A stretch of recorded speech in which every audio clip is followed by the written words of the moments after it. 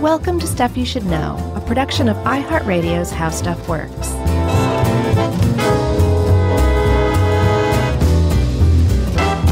Hey, and welcome to the podcast. I'm Josh Clark, and there's Charles W. Chuck Bryan over there, and Jerry's over there somewhere, and this is Stuff You Should Know.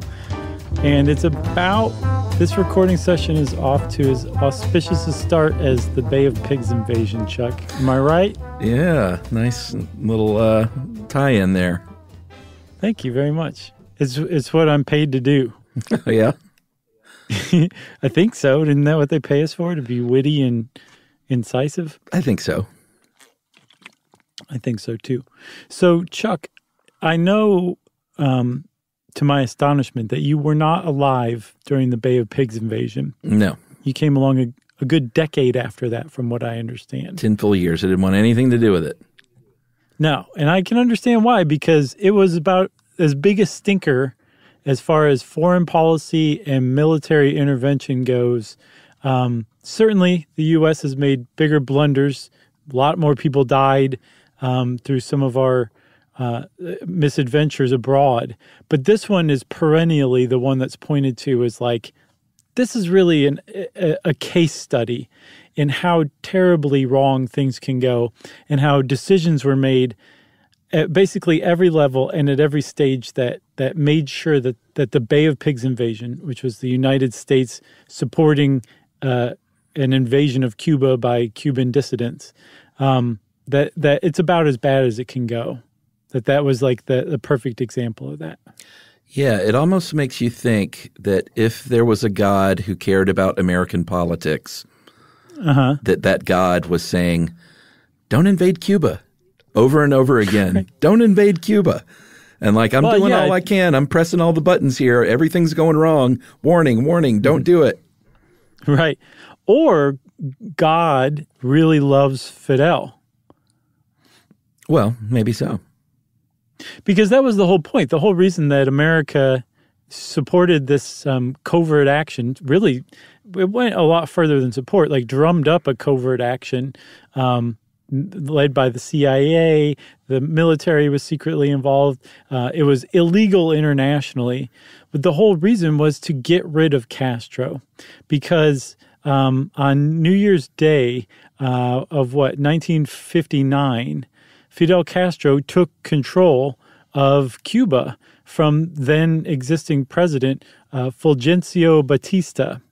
And Batista, Chuck, I read up on this guy. He was a bad dude. He was a dictator. He was the president of Cuba twice. The first time he was corrupt, but the country still prospered under him, and he still looked out for people. The second time, after an 8-year period abroad, when he came back, he was just bad news. But as far as America was concerned, they were like, well, he lets American companies own most of like the stuff in Cuba, so we're okay with them. When Fidel came along, he said, nuts to that. We're getting the American involvement out of Cuba, and Cuba is going to take care of Cuba from now on. And America said, I'm not sure how we feel about that. Yeah, and we had our chance to be buddies with Castro at the beginning. Like, he came to the United States and toured America, and we gave him the Heisman, and he what? The Heisman. We gave him the Heisman. Yeah, the Heisman Trophy. No, it's an expression. The Heisman. Oh, I've never heard that before. Like what do you mean? The stiff arm. Have you ever seen the Heisman Trophy? Oh, gotcha. Yeah, sure. No, I thought you were still like in describing his grand tour and how great it was. I got you. Sure. And that we gave him an honorary Heisman Trophy award. That's where my mind went. Weirdly, that's what they pay me for. No, it's an expression. I got you. It might predate you. I feel like it was an expression like in the 90s. No, I totally get what you meant. It was the context that threw me Okay. off. Well, we gave him the Heisman, and he wanted a buddy. And that's when Khrushchev came along, and he was like, well, if Americans aren't going to be my buddy, I'll be a friend with you. And that's kind of how it all got started. We had our shot. Yeah, supposedly, though, the Bay of Pigs invasion itself was one of the things that really drove Castro into the arms of Khrushchev. So the whole idea was to get rid of Castro because we were afraid he was going to go toward Khrushchev and give the communists a foothold in the Western Hemisphere, basically in our backyard. And And by carrying out this Bay of Pigs invasion, we made sure that happened. It's one of the great ironies of this whole thing. Yeah, because Castro wasn't looking to be a puppet of the Soviets. That was not on his docket. And the Soviets really needed him. I think at the time they didn't have – I think they had less than 5 ICBMs. I don't think they had anything that could even get to the United States at that point. An ICBM is the worst kind of BM. Actually, I think the fiery hot BMs are the worst kind. Yeah, you're right about that. Although, has anyone had an ICBM? Because you'd probably be in big trouble. Maybe. But Russia needed the Soviet Union needed Cuba way more than Cuba needed them at the onset, at least. I did not know that. Wow, that's really interesting. I had no idea about that. Because I know that America was terrified of communism and the Soviet Union in particular, but also, they didn't consider China to be slouches, really, as far as the spread of communism goes. But the Soviet Union seemed really interested in spreading Soviet-style communism throughout the world. And at the time, colonialism was really kind of I guess the European colonial powers were losing their grip on places in Southeast Asia and Africa. And so there were all these countries, including ones in Latin America, that were kind of, I don't want to say up for grabs, because I don't mean to undermine, the agency of the people who lived and ran these countries, but they were, these were becoming the 2 superpowers in the world. So you could fall under their influence, at the very least economically, if not politically. And so the U.S. was really worried about the spread of communism. And one of the things that Dwight Eisenhower, Ike, who was president in the late 50s, warned about was the domino effect, where once, you had one country turn communist, it would spread to another neighboring country and then another and another. And all of a sudden, half of Africa is communist. So we need to be worried about this kind of thing. So America was really starting to enter like the fear of that Cold War panic in about the late 50s, early 60s. Yeah, and here's the thing, too. When I say that Russia didn't have capabilities to strike from where they were, I'm not sure if we knew that. I'm sure there are historians that know that answer, but I'm not sure if America knew that. So I think that you couldn't take any chances, basically. You had to get Cuba off the map for the Soviet Union. And not like sink the island, but you know what I mean. No, and at the very least, you could leave the island intact. Leave the island. There's a lot of valuable industries, and like the mob was running casinos down there right before Castro. Get rid of Castro seemed to be the whole thing. Castro and Che Guevara, right? So this occurred to the Eisenhower administration CIA, who hatched a plan that had the ominously CIA-y title of a program of covert action against the Castro regime. And they presented this thing, I believe, in 1961, the very beginning of 1961. And they went to Eisenhower and they said, look, this guy really, we all know that he has to go, but here's what we think is the best way to do this. We need to get rid of Castro, but we need to do it in such a way that it appears that the Cuban people are dissatisfied with his rule, and they've turned against him. We need to keep our hands off of it. For one reason, because that just kind of seems like a lot more legitimate of a revolution, doesn't it? Like the Cubans rose up against Castro, so they really didn't want Castro around. So nobody should swoop in to help Castro. But then secondly, the U.S. is not allowed to dabble in other countries' affairs. It's illegal internationally to invade a sovereign country unprovoked or without reason. And so this was it wouldn't have been a good look for the U.S. to be caught doing this. So they figured the best way to do it would be to train a bunch of Cuban dissidents and have them just do it. Yeah, and not only that, they wanted to create a new government. They wanted to disperse propaganda, anti-Castro propaganda. It was basically, we want to topple a regime and install a new government of our choosing. Right. And this is completely illegal. And Eisenhower said, sure, go ahead. This sounds good to me, because what we can't risk is them buddying up too much with Khrushchev and have nuclear weapons all of a sudden parked right off our coast. That's right.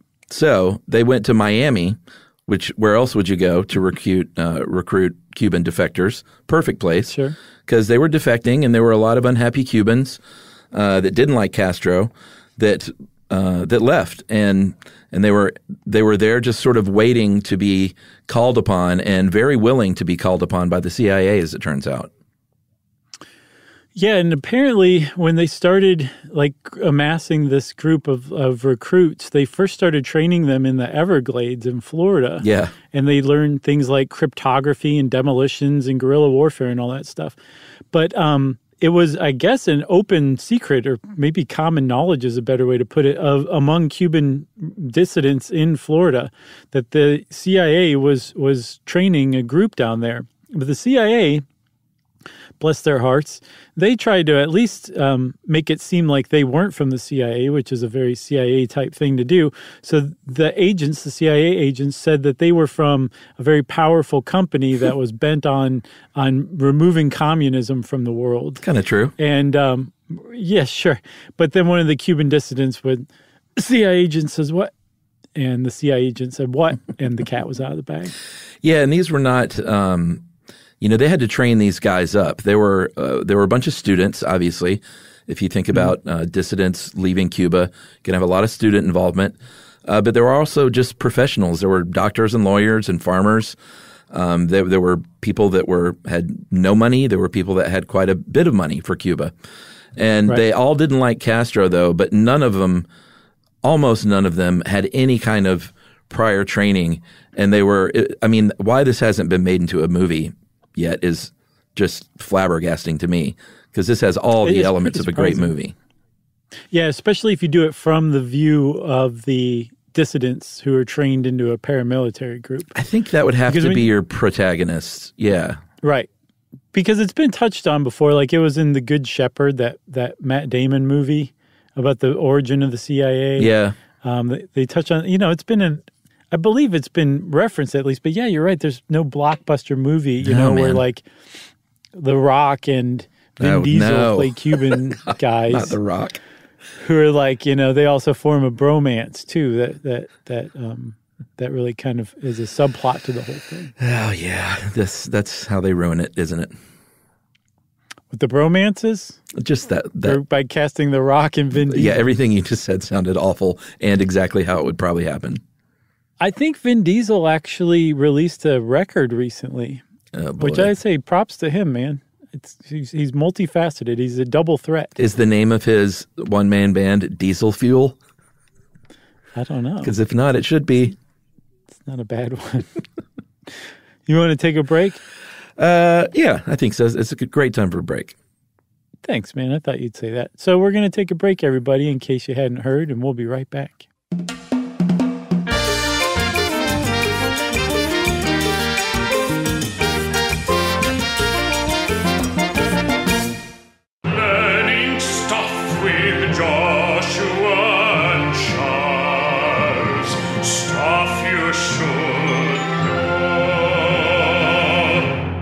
So Dave Roos helped us out with this one, Chuck, and he said we need to be sure to give a shout out to Jim Rasenberger, who's a author of the book The Brilliant Disaster: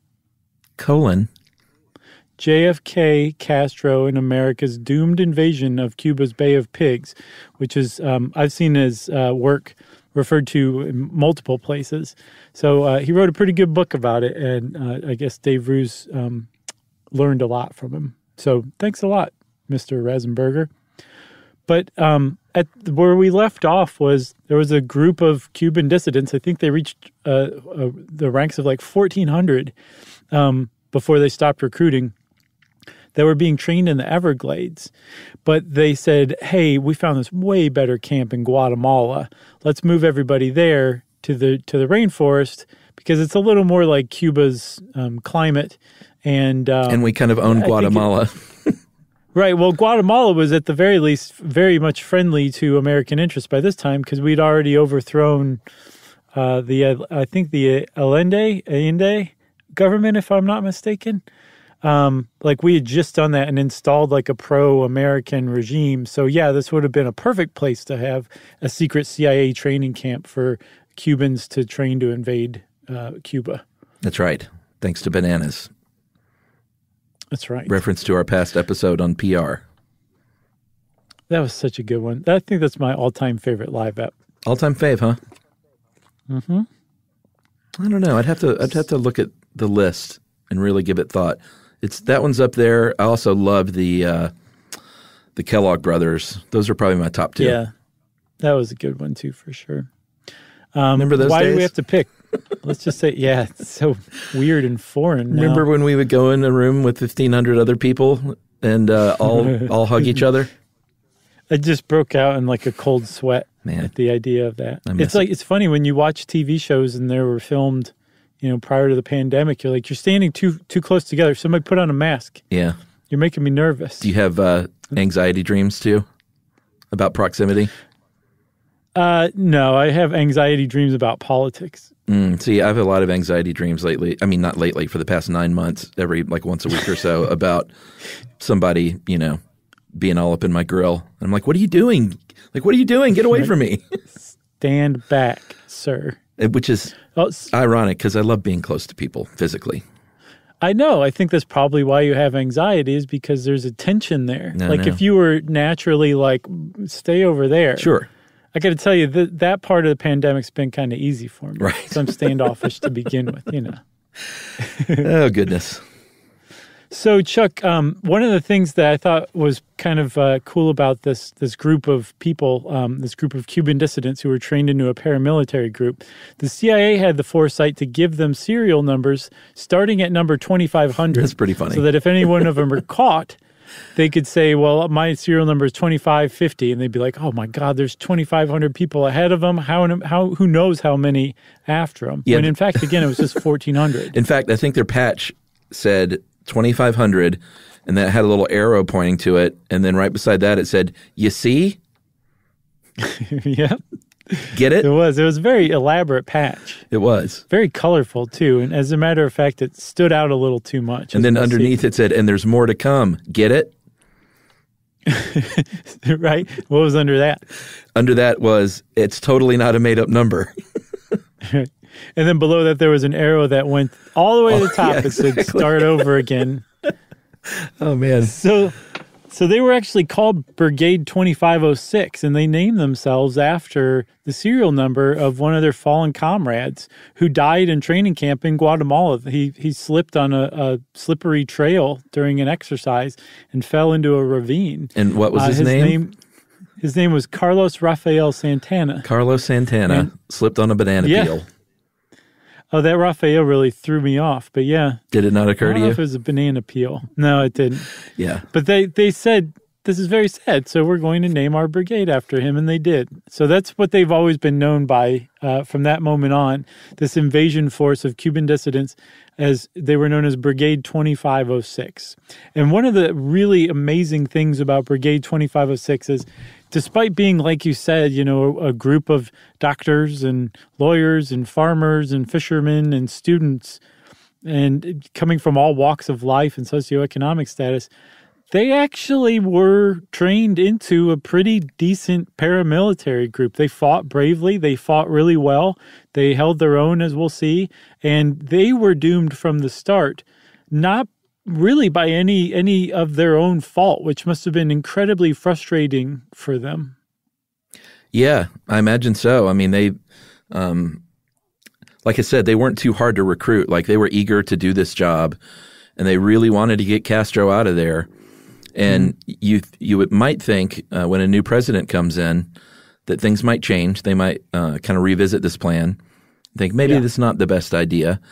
I'm pretty excited because I get to do my Kennedy, so I'm glad Ike is out of there. I have no idea what he sounded like. He sounded like this. Y'all. Very soft-spoken.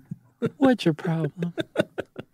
But Kennedy won in 60 in no small part due to the fact that he touted being very tough on communism and on Cuba. And so they said, let's get him in here. Yeah, he came off as more hawkish about communism and Cuba than Nixon did. Which is funny. He ran against Nixon, and Nixon said that he basically lost because Kennedy seemed like he would do more about Cuba. And that's kind of one of history's great ironies, because Kennedy accused Nixon and Ike of being too soft on Cuba, of letting this Castro fella take power and letting him amass power and not doing anything about it.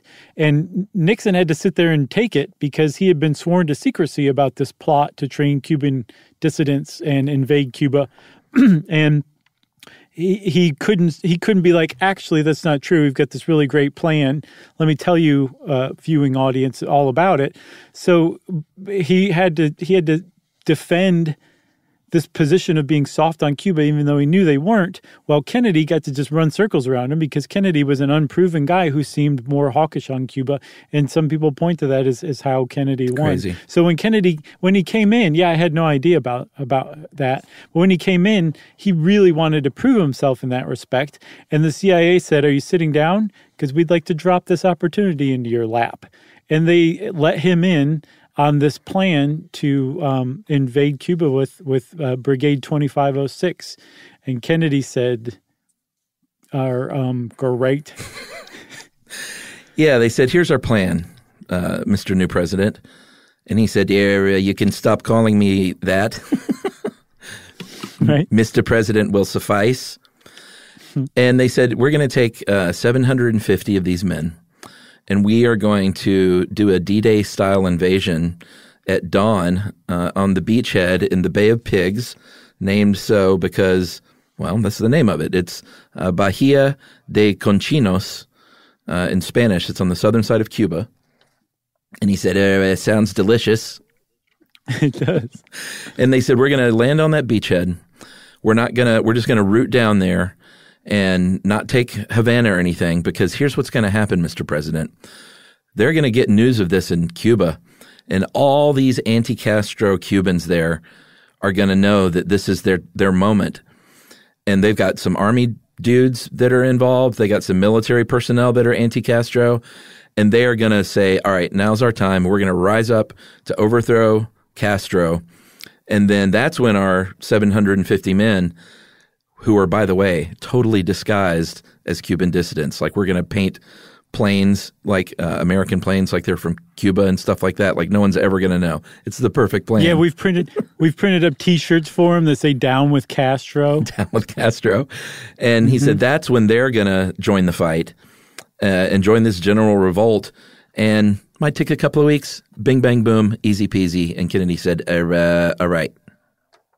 So there was a key to success in there that the whole thing hinged on, and from what I can tell, kind of unwarrantedly, but that was the idea that when these dissidents attacked Cuba and the word got out that Cuba was being attacked, that the Cuban people would be like, to heck with Castro, get him, and it would ignite this revolt. And from what I saw, this was based on a hunch. It wasn't based on intel or anything. It was based on a hunch or even a hope, you could possibly say, which that alone is a sign that you may be working on a really bad plan. Yeah. Because anything short of sparking a revolution internally in Cuba means that this is going to fail. Like, Cuba's small, but Castro had a really extensive army, tens and tens and tens of thousands of professional soldiers, plus another, I think, 100,000 militia members, like what we would probably call like the National Guard or reservists here. So even if there were 5,000 people or 2,500, however many they made it seem like, they were probably going to be overwhelmed if Cuba didn't rise up, and they had no reason to believe that Cuba would rise up. They were just hoping. So that's strike one. Yeah, it's a big-time intelligence failure. Another key to this, and you're going to just put a pin in this one, listener, is airstrikes. They were like, listen here, we got these dudes on the beach. They're going to be rooted down, and they are going to be bombed to heck and back by Castro's Air Force, which is small, but he's still got these planes. And he said, so we got to take out that Air Force or else they're toast. Like, they're sitting ducks out there. We got to take out the Air Force. We've got to take out the Air Force.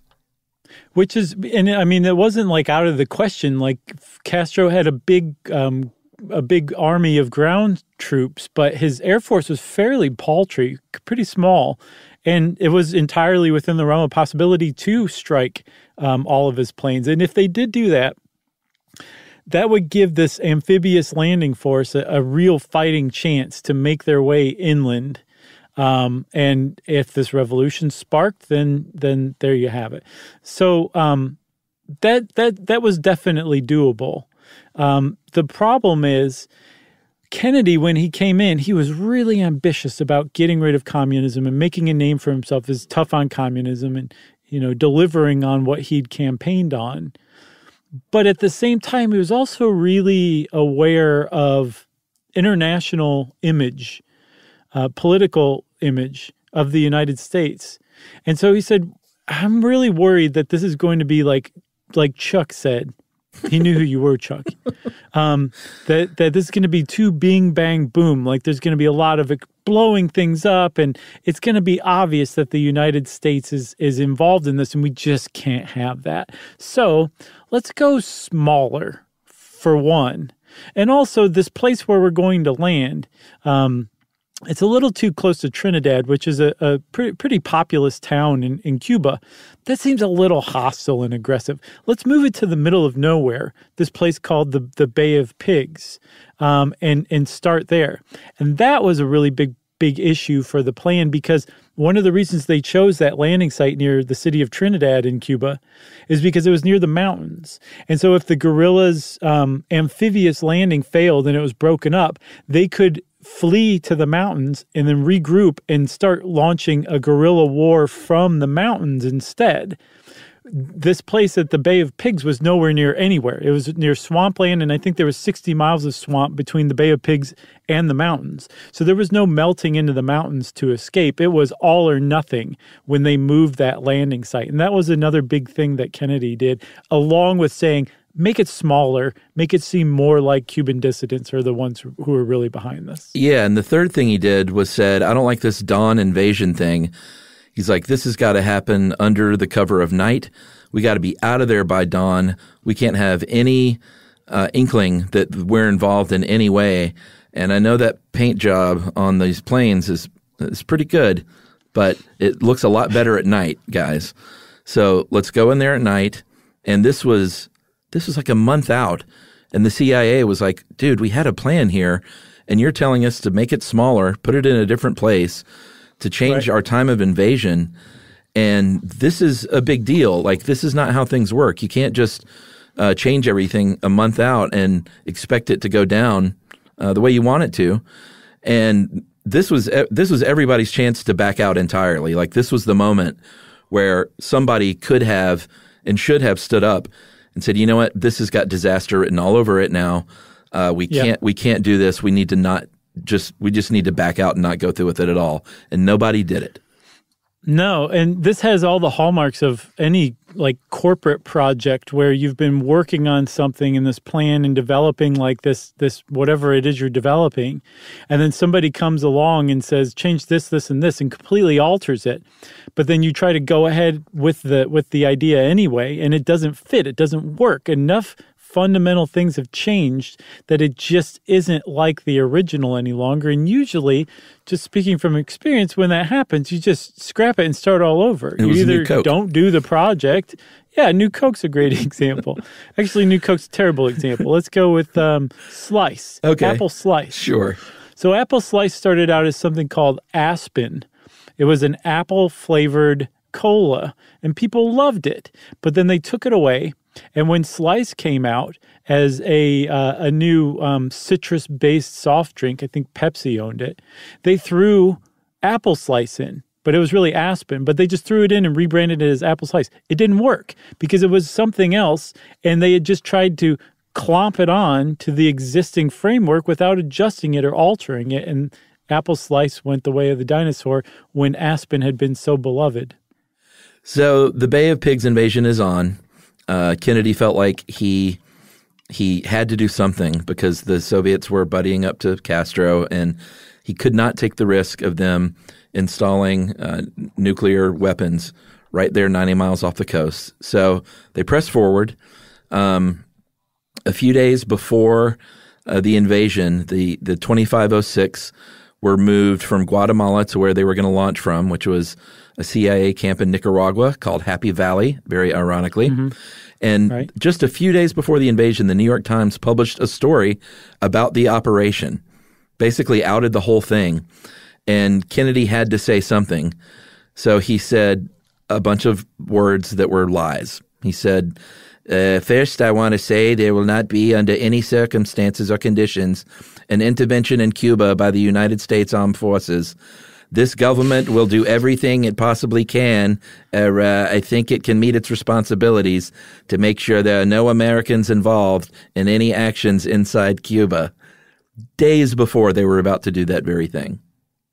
Yeah, and not just days before the actual invasion, but one day before that planned aerial strike that was to take out all of Castro's planes, which was, again, as far as the CIA analysts were concerned, essential to the success of the plan. Well, that New York Times article made Kennedy pretty cagey and worried. It took a lot of the confidence that he might have had, as small as it was to begin with, in the plan. And so he said, just for no really good reason, just kind of reacting from what I can tell, he said, we were going to have 16 bombers. Let's just cut it to like 8 instead. And so those 16 bombers went out. And the whole key was, I think you said before, that they were going to paint these bombers to make them look like stolen Cuban planes. And the premise was that some Cuban Air Force pilots were revolting against Castro, and they had carried out this strike. So they actually did have Brigade 2506 members fly these planes, but they were American planes painted to look like Cuban planes. They carried out the strike. They only got about, I think, half of Castro's planes, unfortunately.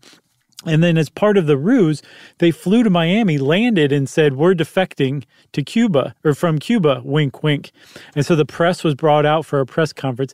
And apparently the press immediately was like, that sure looks like a pretty fresh coat of paint. And somebody else said, yeah, and aren't Cuban machine guns mounted to the wings? These are mounted in the nose like American planes. And Kennedy was like, everybody get out of here. Get out of here. No one's calling you anymore for any press conferences. And so it was very clear that the U.S. was actually doing what the New York Times article was saying, and that it was basically happening now. So Castro definitely had a pretty decent heads up of what was coming. Yeah, I mean, Castro, that was all the proof he needed. And he was like, hey, UN, the U.S. of A. broke their charter because they attacked us. And what say you? And the U.S. representative to the UN, Adlai Stevenson, said, I don't know anything about this, because he didn't.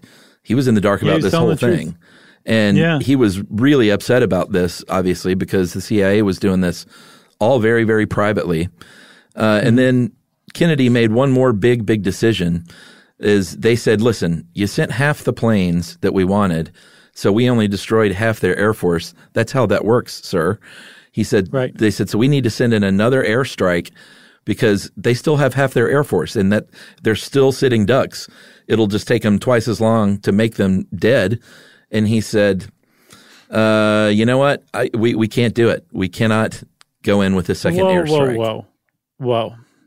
That is not at all what Kennedy sounded like, Chuck. He said, I don't think we should go in with a second airstrike. This is getting slightly heated, and we're all very frightened and horny. Yeah, that's what they pay you for, Chuck. That's in my contract. So there's like a myth that the CIA planned this whole thing, and the reason it was so botched and terrible was because some CIA analysts had basically done the whole thing in some secret bunker without any kind of input in like this very isolated project. And that's not at all how it worked. That, there was basically a lot of people really throwing in a lot of opinions and thoughts to planning it. It was signed off by Eisenhower, it was signed off by Kennedy. The CIA was definitely not blameless. In the first place, they were blamable for interfering in another country's, affairs like that. But as far as this operation goes, there were some blunders on the CIA side, and one of the big ones, is that some U-2 spy planes that they flew over Cuba to take pictures of the Bay of Pigs, this new landing site. When the analysts were looking at the photos, they said, all this like like dark colored stuff like in the shallows off of the coast, about 100 yards off of the coast or 100 meters. That's just a seaweed bed. So we don't need to worry about that. Well, when they finally staged this invasion, Chuck, they found that that was not the case at all, that the seaweed was actually coral. And these transport ships ran aground on coral because the CIA botched that so badly. And I feel like we might have gotten a little ahead of ourselves because I've put the people in the Bay of Pigs now, and we should back up a little bit. I think we should take a break, and then we should launch the invasion day of. What do you think? Sounds good.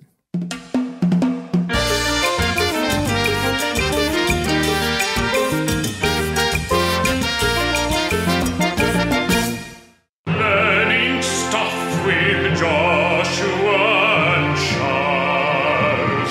Stuff you should know. All right, so Chuck, it's the day of the invasion. They launch Brigade 2506. And remember, the whole point of this is that the U.S. is not supposed to be clearly involved. So they have to do this at night, like Kennedy requested, to get the American ships out of there.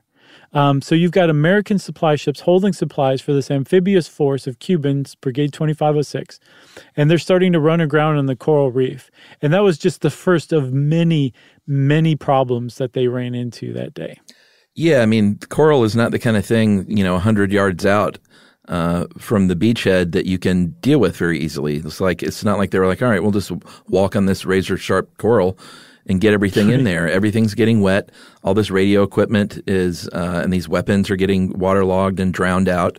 A lot of it was inoperable by the time they finally got to the beach. Mm-hmm. So the whole thing had gone sideways at this point. Literally before dawn, the whole thing had gone sideways. That's right. And by the time dawn breaks, Castro knows what's going on. He knows that the Bay of Pigs has had a beachhead landing. Well, not quite, a coral landing. And that they were still unloading stuff and struggling to get their stuff onto the beach when the Air Force gets there, Castro's Air Force. And they open fire on a supply ship named the Houston and killed about 12 men. And everyone else got back in the water. I love here that Dave says shark-infested waters. It's always shark-infested. Right. I'm not sure. Never like sparsely populated with shark waters. A few sharks here and there. It's always infested. They're everywhere. Right. Handful of sharks' waters. So more of these planes start coming in. And the Rio Escondido, which was the biggest supply ship they had tons of explosives, tons of airplane fuel. It was just a big bomb waiting to go off, and that's exactly what happened. Took a direct hit from a bomb and just exploded. Like, this is the big scene in the movie, I guess, where The Rock is on the beach saying, like, "Can you believe that, bro?" Right. I see him saying Wolverines. Yeah, but with a Cuban accent. El Wolverines. So, although he said they say what it is. Remember, there's Cubans in Red Dawn. Oh, that's true. It was Cuba, wasn't it? Yeah, and they said what Wolverine was in Spanish, but I can't remember. But I guarantee a few of our listeners will let us know, Chuck. Well, the CIA at this point realizes what's going on and says, all right, the supply ships need to get out of there and get into international waters, stat. And they didn't pull the troops, but it's basically a retreat at this point. Yeah, and so the Cubans realized this, and like at least one of them, Pepe San Roman, said like he got on the radio to a CIA handler. He said, "Do not desert us." And CIA said, "Oh, we're not. We just forgot something back in the United States. We got to go get it. We'll be right back." And they just kept backing off into international waters, and they definitely deserted these Cuban dissidents who had been landed on the beach. That was so like the Cubans are trapped there, and they fought. Like their whole thing was to just hold the beach and then wait for this revolution to spark by their presence. And they actually did. They held that beach for like 2 days, despite the fact that Castro sent everything he had at these guys, but they still managed to hold the beach for a while. And during this time while they were holding it, the the military brass and the CIA went to Kennedy and they said, look, these guys are getting slaughtered. We need to provide some bombing cover. So we've got these bombers. Remember how you cut the number of bombers in that first airstrike by half? Well, we've got some other ones. Let's get them out there, and we'll just have to also provide some air cover from some fighter jets. So they did. Kennedy finally relented and said, okay. But just as with everything that's possibly gone wrong with this, so far, it's going to continue with this bombing raid because the bombers took off from Nicaragua, from the base in Nicaragua, and the air cover that was supposed to meet up with them was not ready, because they apparently miscalculated. They didn't take into account the time zone difference between Nicaragua and Cuba. No one's exactly sure what happened, but they showed up an hour early and just cruised on by over to Cuba and started getting shot down. Yeah, everything I saw said time zone. Okay, I saw that too. But the thing is, it doesn't make sense. If they were an hour behind, then wouldn't they have been an hour late rather than an hour early? That's what I saw. Well, I just saw time zone error, so it could have been a big time error.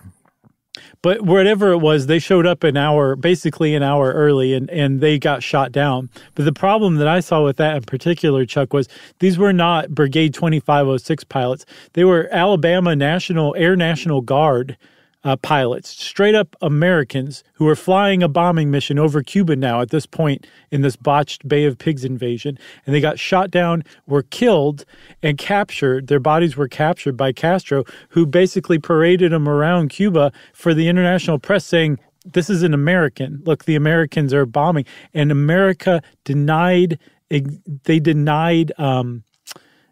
ordering or having these Americans bomb Cuba until the 90s. It was a real disgrace for America's government for decades. Yeah, Castro recovered the body of Captain Thomas Willard Ray, and the only reason it came out was because it was declassified in the 90s, at which time his body, by the way, was returned to his family by Cuba in 1979. And then when it was declassified in the 90s, Ray was awarded the CIA's highest honor of the Intelligence Star, which is just almost even more shameful to kind of just slap an award on this guy that you denied, even sending him to his death for, however many decades. So yeah, it was a real one of the more shameful moments in U.S. political and military history. Yeah, because they went for decades saying, no, this guy just went rogue. He went rogue, and his family was like, he did not do that. Stop lying. And they finally did after years. But yeah, it was a big black eye on America for sure. But even before that, the whole Bay of Pigs fiasco was a black eye on America and the Kennedy administration, because by the time the battle was over at the Bay of Pigs, I think 114 people had died among the brigade members and Americans. But the rest, more than 1,000, were captured and kept alive, and eventually were, I think they were kept for a few years, but they weren't executed. Everybody just expected Castro to execute them all publicly, and he didn't. Instead, he decided to keep them as basically political pawns, didn't he? Yeah, they kept them for 20 months, 1,113 men, and eventually they start negotiating for a trade through an American attorney, James B. Donovan. And initially, Castro said, I tell you what, I'll give the men back for 500 tractors. And I guess somebody on the Cuban side said, that's not enough, man. Like, they're really, really rich. And he said, all right, how about $28 million? And then someone said, that's still not enough. We can take them for a lot more. They eventually settled on $53 million in food and medical aid, which was raised by private and corporate donations. Mm-hmm. And they made that swap. And I think Che Guevara, who was Castro's sort of right-hand man at the time, thanked the United States very publicly and said, you know what, because of this trade, because of all this money and aid and food, you have equaled the playing ground here. And now we are America's equal. We are not an aggrieved little country any longer. And that was a big deal. That was a lot of that was an influx of cash and food and medicine that Cuba really needed at the time. So it's like injury or insult on top of injury after this, basically.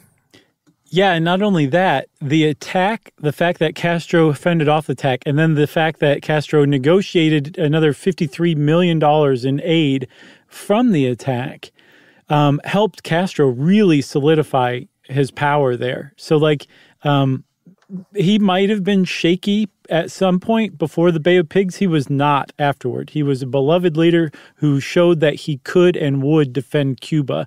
It also drove him toward Khrushchev. If he had been on the fence about it before, he went full-throated buddy with the Soviets afterward. And then also on our side, just the huge, again, black eye it gave America internationally on the world stage, but also the Kennedy administration just looked like fools and also weasels. It drove JFK and his brother, Bobby Kennedy, to find another way to show that they were tough on communism. And a lot of people point to us going into Vietnam, looking at Vietnam as the next place to stand up to communism, that came directly from the failure of the Bay of Pigs invasion. That's right. Lesson not learned. Man. No, not at all. So that's it for the Bay of Pigs. There's a lot more to it. There's one of the more chronicled episodes in American history. So if you like this, well, go read more about it. And since I said read more about it, I think, Chuck, it's time for listener mail. I'm going to call this You, Me, and LSD. Hey, guys, I'd like to thank you both for bringing such great entertainment to my ears. I've been listening only for a few months, but I'm able to listen to several episodes a day while I work. So, over the last couple of weeks, guys, I've been sort of messing around with microdosing LSD and magic mushrooms, and it has been years since my last full-blown LSD trip. Well, last weekend I decided I wanted to take a full amount of LSD, see where it took me. Oftentimes there's an overwhelming feeling in the body just before the psychoactive part takes place for me, which sort of allows me to gauge how the trip is going to go. Well, this particular time, the feeling in my body told me that I was going to have a bad time and lose my ability to govern where my thoughts meander. So, I put on an episode of Stuff You Should Know and listened to you both talk about Schoolhouse Rock, which included the interview with Bob Nastanovich from Pavement, which was wonderful. Listening to you both talk really helped guide me through the initial peak of my LSD trip, which set the tone for the rest of my day, and it turned out great. You were both so level-headed and kind in spirit, and I just want to say thank you, all caps, for being who you are. You are truly both role models for me, and the more I listen to you, the better human I become. So once again, thanks. And that is from Mike Artinian. That's really amazing, Mike. Thanks for that. I feel like, Chuck, when we were recording that, we kept saying to one another during the ad break, like, wow, people are going to love tripping on this one. I think so. And I even asked Mike, I said, I could not read your name. And he went, no, man, read it. Read it and weep. That's right. Well, thanks again, Mike. That's pretty great. Glad that you came back down. And if you want to be like Mike and send us an email, you can send it off to stuffpodcast@iheartradio.com. Stuff You Should Know is a production of iHeartRadio's How Stuff Works. For more podcasts from iHeartRadio, visit the iHeartRadio app, Apple Podcasts, or wherever you listen to your favorite shows.